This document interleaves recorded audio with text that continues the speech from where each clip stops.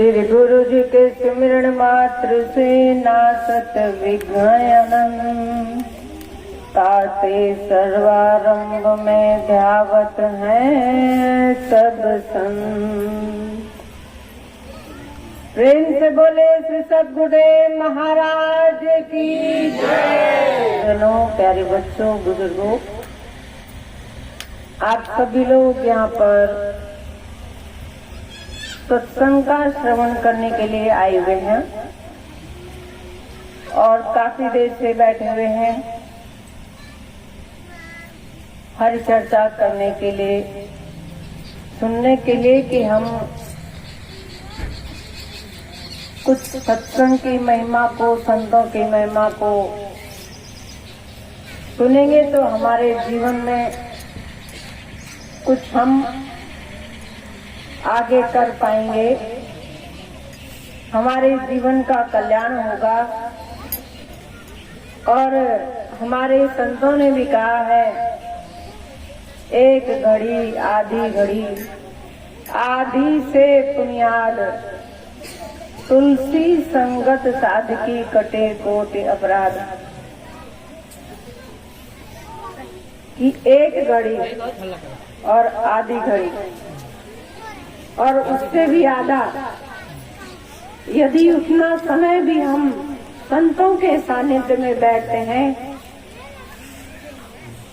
तो संतों के सानिध्य में बैठने से हमारे बहुत सारे पाप नष्ट हो जाते हैं।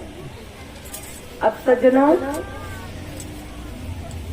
अपराधों का शमन, लेकिन अपराध कैसे समाप्त होंगे? जैसे एक बच्चा कोई गलती करता है और गलती करने पर जब आप डांट लगाते हैं या उसने गलती करी, उसको डांट लगाने पर वह आप क्या समझाते हैं कि बेटी ने गलती करी है, इसकी माफी मांगो। वह बच्चा माफी मांग लेता है और उसके बाद में माफी मांगने का मतलब क्या होता है कि अब वो गलती दोबारा दोहराएगा नहीं। और यदि वह उस गलती को दोहराता है तो वह गलती क्षमा करने योग्य है। आप जो है उस गलती को अक्षम्य मानते हैं कि ये क्षमा करने योग्य नहीं है, तो इसके लिए फिर उसके लिए दंड रखा है। 4 तरीके बताए ना सुधारने के लिए, सही रास्ते पर का साम दाम भय दंड वेद से सीधे मार्ग लाऊंगा। कि उस व्यक्ति को साम दाम दंड वेद में चारों प्रकार से उसको सीधे रास्ते पर लाने की कोशिश करता हूँ। एक बच्चा गलती करता है, आप उसको क्षमा कर देते हैं कि दोबारा मत करना, आइंदा मत करना, ये कह करके आप उसे क्षमा कर देते हैं। और जब दोबारा करता है तो फिर आप उसको सजा देते हैं, दंड देते हैं। भगवान भी जब तक हम अज्ञानतावश गलती करते हैं तो भगवान क्या करते हैं? क्षमा कर देते हैं कि अनजान में भूलवश इसने गलती करी है। लेकिन जानकर के यदि गलती करता है, समझदार होकर के गलती करता है, जैसे एक छोटा बच्चा होता है, माँ क्या करती है, उसे सांप पकड़ना अच्छा लग रहा है, सांप जा रहा है पकड़ने के लिए, वो भाग रहा है, वह आग जल रही तो आग को पकड़ने के लिए भाग रहा है। माँ हमेशा उसका पहरा करती, देखती रहती है, काम भी करती फिर भी देखती रहती है कि भाई बच्चा कहाँ जा रहा है, क्या कर रहा है।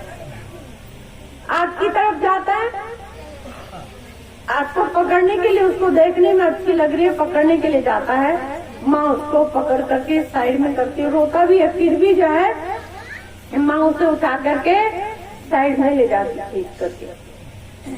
अब वही बच्चा फिर उसको थोड़ा बड़ा होता है तो समझाया जाता है कि बेटा आग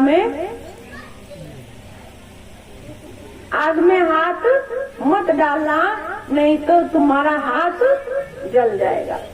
जब तक अबोध था तब तक उसे दूर किया, माँ ने पकड़ करके आग से दूर कर दिया। जब थोड़ा सा समझ हो गया, बोध हो गया, तो माँ ने उसको समझाया कि ये आग में हाथ डालोगे तो जल जाएगा। और कभी ऐसा भी होता है गलती से कहीं लग भी गया, अंगार में छू गया, तवे में छू गया, गर्म बर्तन में छू गया तो हाथ जलता है, उसे अनुभव भी हो जाता है। अब उसके बाद में बड़े होने पर जब बोध हो गया, उसके बाद में यदि वह गलती करता है, अब माँ उसे देखती नहीं है, उसे बार बार समझाती नहीं है, अब जो है उसके ऊपर छोड़ देती है कि यदि ये आग में हाथ डालेगा तो माँ कहती है बच्चा आग में हाथ मत डालना, कहती है, या उठा करके उसे साइड में करती है, नहीं। तब जो है माँ छोड़ देती है, कहती है कि अब यदि जलेगा तो अगर आग में हाथ डालेगा इसका हाथ जलेगा, और तब ये अपने आप जब दंड को प्राप्त करेगा, जलन होगी तो समझ जाएगा आइंदा के लिए हाथ आग में नहीं डालेगा। तो भगवान भी जो है, संत भी समझाते हैं कि भाई यदि ये गलत काम करेगा तो गलत काम करने पर इसे क्या होगा, फिर उसके सजा उसे भोगनी पड़ेगी, भुगतनी पड़ेगी। जब तक अज्ञानी थे, जब तक अनसमझ थे, तब तक जो है हमको समझाया गया, तब तक हमें ज्ञान की बातें बताई गई, और जब हम समझदार हो गए तो अब हमें खुद समझ से काम लेना पड़ेगा। निषेध कर्म बताए कि भाई इनको करो और इनको मत करो, निषेध बताए। कुछ चीज जो है निषेध बताए। एक जानवर गाय भैंस पाल रखे हैं, खड़े हैं यहाँ पे, गोबर भी करते हैं, गौमूत्र भी करते हैं, गाय भैंस पालते मूत्र भी कर देते हैं। उसके लिए कोई लज्जा की बात नहीं है, कोई आदमी नहीं कहेगा कि इसने गलत किया क्योंकि आपने उसको खूंटे पे बांध रखा है। आप ये भी नहीं कहेंगे, आप कहेंगे जानवर है, जानवर है। लेकिन यदि आदमी करेगा तो आप क्या कहेंगे, क्या कहेंगे कि देखो कितना बेशर्म आदमी है, इसको शर्म नहीं आ रही, कहाँ इसको क्या करना चाहिए, इसके अंदर ज्ञान नहीं है, ये जो है ताड़ना का अधिकारी है, ये जो है दंड का अधिकारी है, इसे दंड देना, उसे कोई अपशब्द कह करके आप उसको संबोधित करते हैं। तो सज्जनों, ज्ञानी और अज्ञानी एक पशु है का ज्ञानी नरणम अधिको विशेषो ज्ञाने नहीं नाना पशु समाना, कि मनुष्य यदि ज्ञान को जानता है तो वह मनुष्य कहलाने योग्य है, और यदि वह ज्ञान को मनुष्य शरीर प्राप्त करके ज्ञान को नहीं जानता है तो वह फिर क्या है, पशु है। मनुष्य होता हुआ भी वह पशु है। तो संतों ने मानव को बार बार आकर के समझाया, और जब मानव समझता है, अपने जीवन में उस ज्ञान को प्राप्त करता है, तो ज्ञानी को अपने जीवन में संभल करके कदम रखने पड़ते हैं, क्योंकि वह उस सत्य को जो जीवन का सार है उसको वह जान चुका है, और फिर जो है वह सोच समझ करके अपने कदम को बढ़ाता है, चलता है। और अज्ञानी होने के कारण वह उसे समझ नहीं है कैसे जीना, कैसे रहना, कैसे उठना, कैसे बैठना, कैसे चलना। तो देखिए कहते हैं कि भाई ये भोला आदमी है, सीधा आदमी है, इसको कुछ पता ही नहीं है। तो सज्जनों, हम मनुष्य शरीर को प्राप्त करके आए हैं, तो हम अपने जीवन में क्या कर रहे हैं उसे हमें जानना होगा। काय आहार निद्रा भय में तुरंत एतत् समानम पशुभिः नराणाम ज्ञानेन नराणाम अधिको विशेषो ज्ञानेन हीनाना पशुभिः समाना। मनुष्य में और पशु में ये कार्य बराबर से हो रहे। वो कौन कौन से कार्य हैं? खाना, निद्रा लेना, डर भय लगना और परिवार की बढ़ोतरी करना, परिवार बढ़ाना। ये काम मनुष्य में और पशु में समान रूप से होते हैं। अब मनुष्य की विशेषता क्या है? वेद शास्त्र मनुष्य शरीर की महिमा क्यों गा रहे हैं? तो वो इसलिए गा रहे हैं कि ज्ञान से मनुष्य की विशेषता है। 84 लाख योनियों में सबसे विशेष जीवन ये मनुष्य का शरीर है।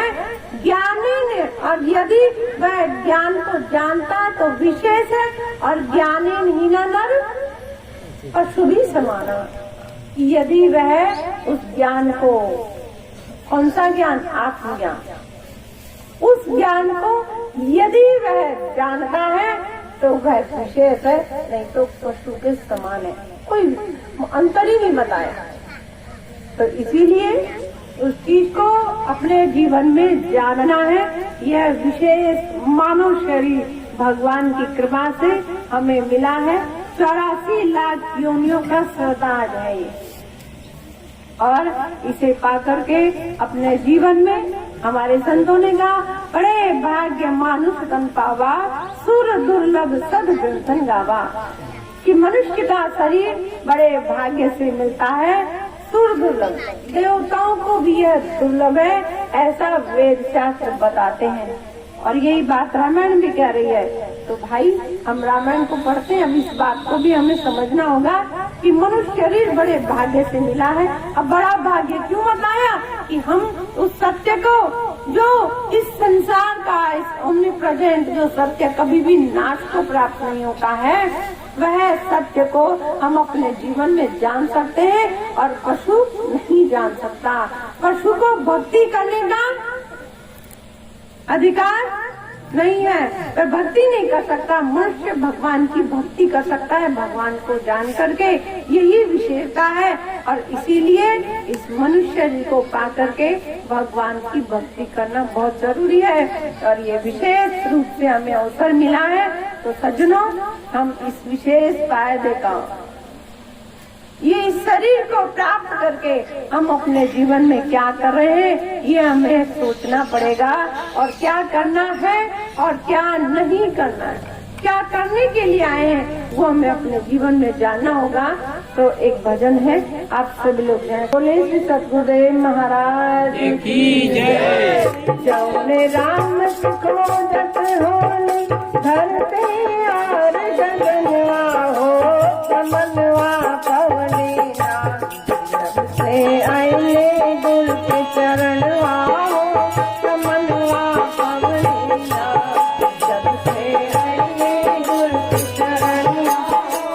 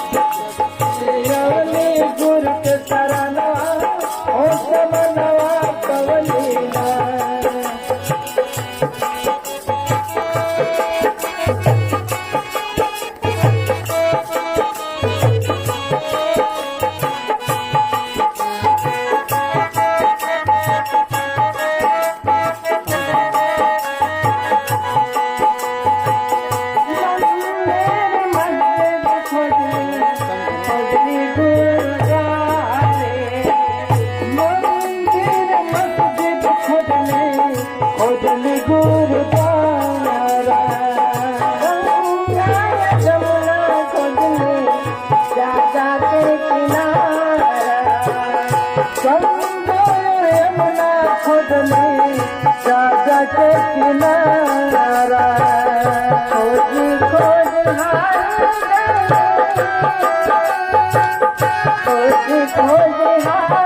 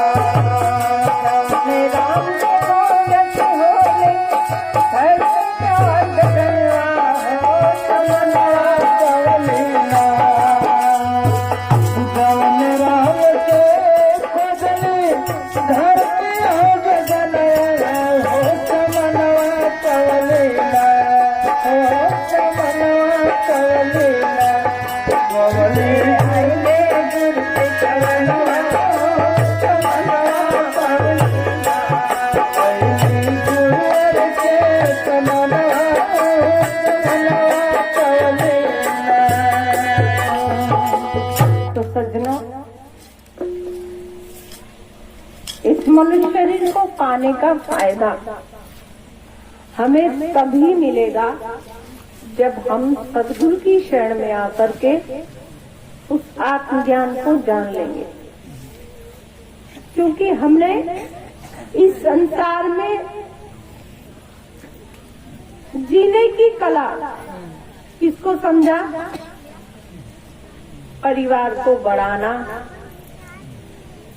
घर, रोटी, कपड़ा और मकान, तीनों की पूर्ति करना।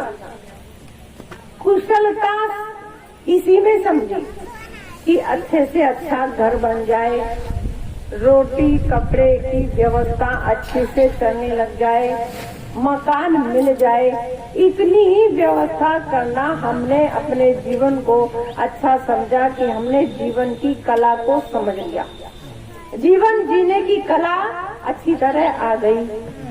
लेकिन सज्जनों, रोटी कपड़ा और मकान ये हमारे जीवन का लक्ष्य नहीं है, ये हमारे जीवन जीने के लिए साधन है। जैसे आपको जौनपुर जाना है तो जाने के लिए आपको कोई न कोई साधन पकड़ना पड़ेगा।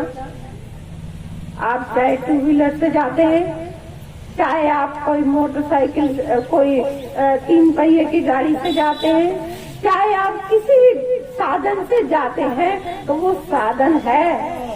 लेकिन साधन पकड़ना आपका लक्ष्य नहीं है। साधन को पकड़ करके आपका लक्ष्य है कि जौनपुर में आप कचहरी में जा रहे हैं, कि आपको बाजार से कुछ सामान लेना है। आप वो काम यदि करके आते हैं तो साधन का पाना भी सही हुआ, साधन पे जाना भी सही हुआ, और आपका लक्ष्य यदि आपने हासिल नहीं किया तो साधन और सब चीजें बेकार। तो कि नहीं बेकार? यदि आपका काम ही नहीं हुआ वहाँ जा करके, तो आपका अच्छे से अच्छे साधन पे जाना, सब कुछ समय सब कुछ आपने खर्च किया, लेकिन उसके बाद में भी आपने लक्ष्य को प्राप्त नहीं किया तो सब बेकार हो गया। ऐसे ही सज्जनों, भगवान ने ये मनुष्य का शरीर साधन दिया, इसके लिए साधन धाम मोक्ष कर द्वारा पायन जही परलोक समाना, कि साधन का धाम किसका? मोक्ष का दरवाजा प्राप्त करने का ये साधन है मनुष्य का शरीर। और यदि हमने उस मोक्ष के दरवाजे को हमने प्राप्त नहीं किया, हमारा जीवन हमें मिला, भगवान ने ये साधन दिया, और इसको प्राप्त करके यदि हमने अपने लक्ष्य को प्राप्त नहीं किया तो मोक्ष के दरवाजे तक हम नहीं जाते हैं इस शरीर को प्राप्त करके, तो साधन धाम मोक्ष के द्वारा पाए नहीं परलोक सवारा। अब आगे क्या बताया? इसो पर त्रिदुख पावहीं, सिर धुन धुन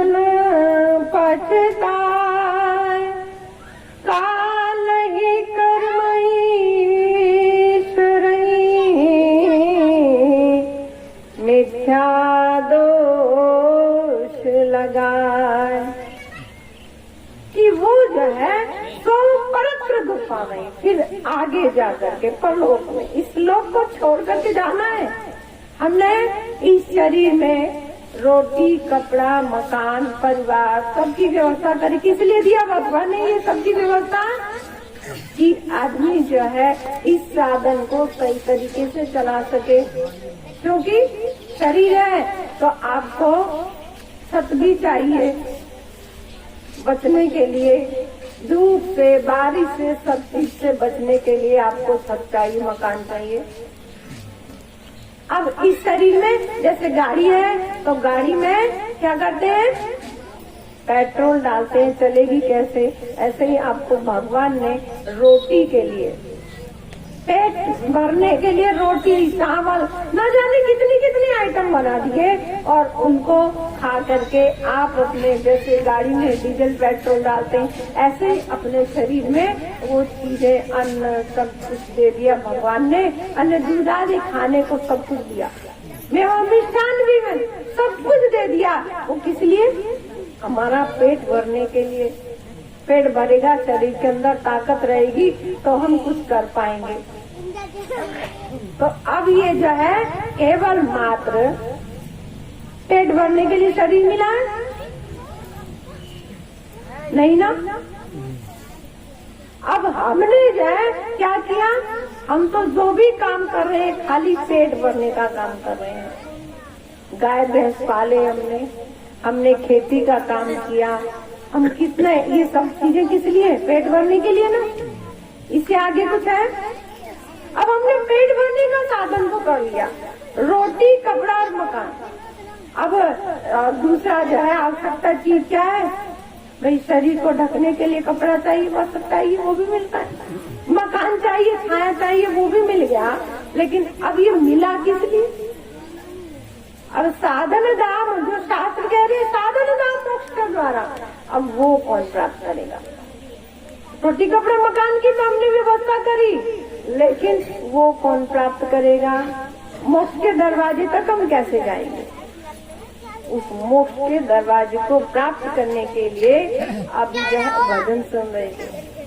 जो उन्हें राम के खोजत होली धरती और गगनवा, कि यदि भगवान को खोज रहा है धरती में, सब जगह संसार में खोज रहा है भगवान को, लेकिन अब उसको प्राप्त करना है तो क्या करना पड़ेगा?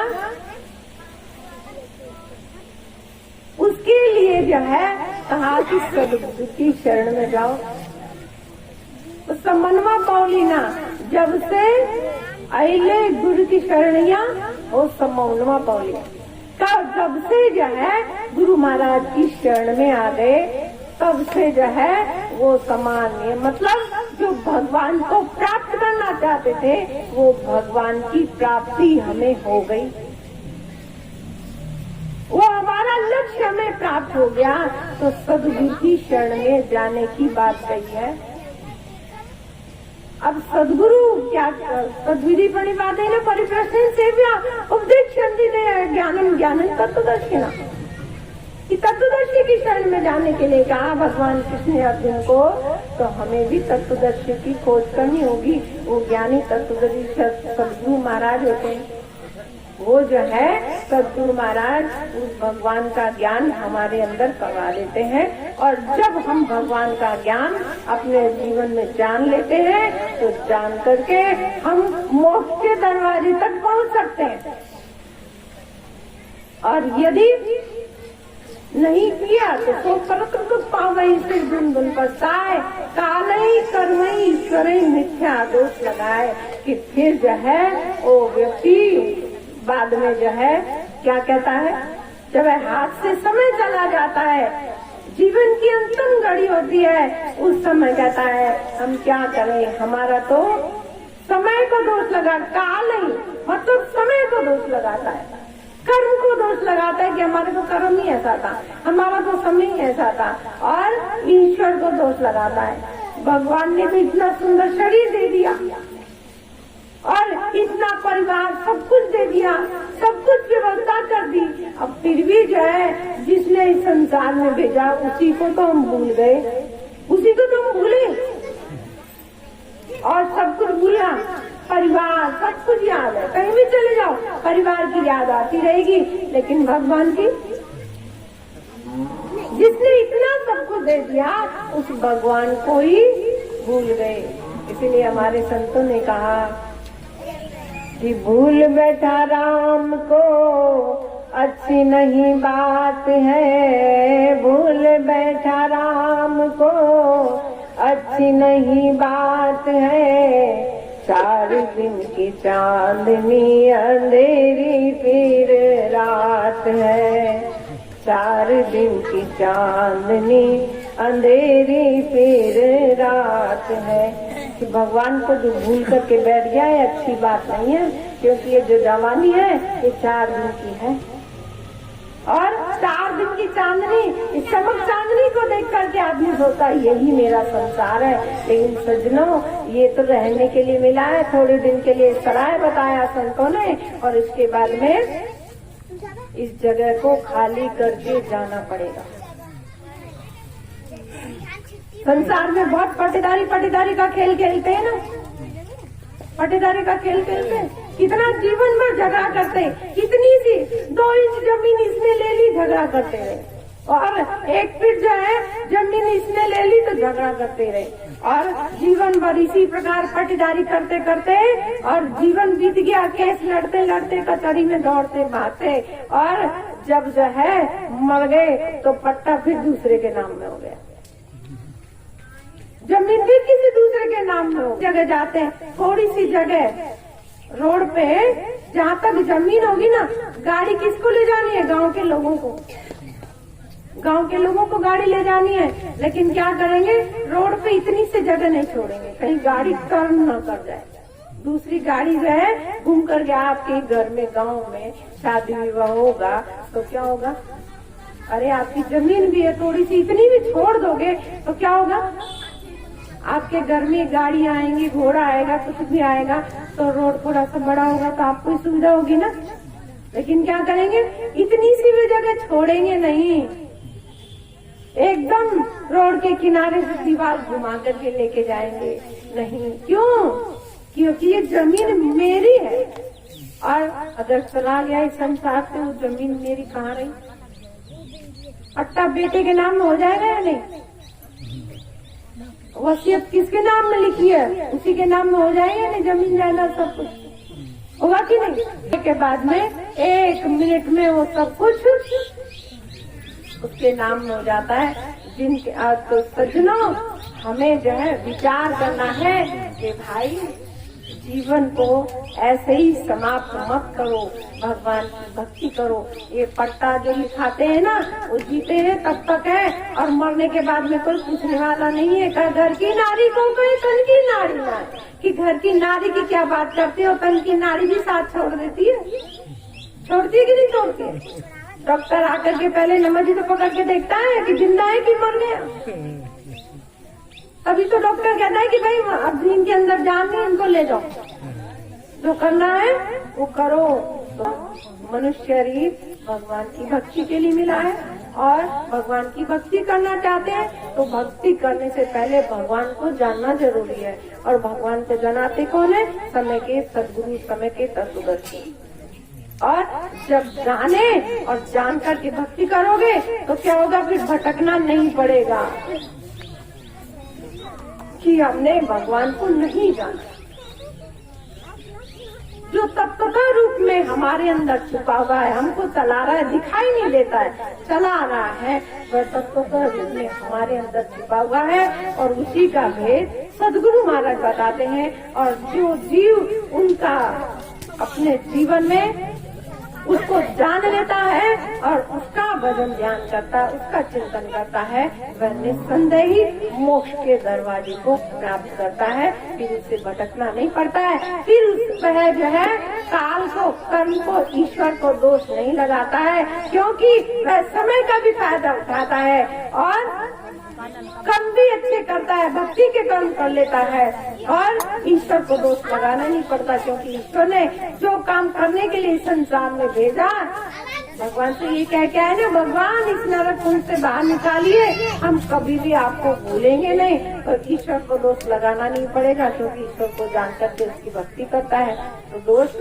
नहीं लगाएगा, और जिसने नहीं जाना वही दोष लगाता है। इसीलिए भाई हम जो है इस दोष से बचना चाहते हैं, तो देव दुर्लभ, ये मनुष्य का शरीर देव दुर्लभ शरीर मिला है हमें, तो हम उस देव दुर्लभ शरीर को अन्यथा न गवाएं, बर्बाद न करें, और बर्बाद इसको बचा करके भक्ति करें अपने जीवन में। और भक्ति करना अपने जीवन का लक्ष्य समझते हुए, परम पिता परमात्मा को जान करके, ये नहीं किसी ने भी महाराज सोई जाके मन भावा पंडित सोई जो ताल बजावा, नहीं, बल्कि भगवान को जान